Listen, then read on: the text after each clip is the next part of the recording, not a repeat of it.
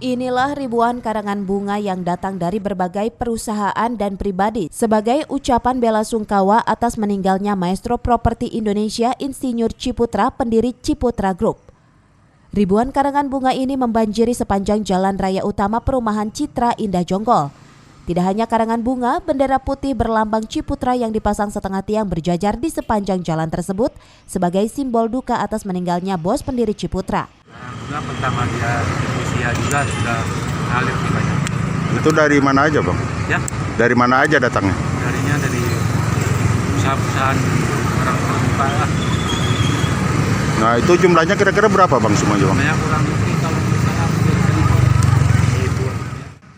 Sementara itu menjelang kedatangan jenazah yang dimakamkan di pemakaman keluarga di kawasan perumahan Citra Indah tersebut, ratusan warga tumplek memenuhi sisi jalan menuju area pemakaman untuk menyaksikan iring-iringan kendaraan pengantar jenazah dan para tamu yang sejak pagi hari mulai berdatangan. Dari Jonggol, Kabupaten Bogor, Edi Junaidi melaporkan.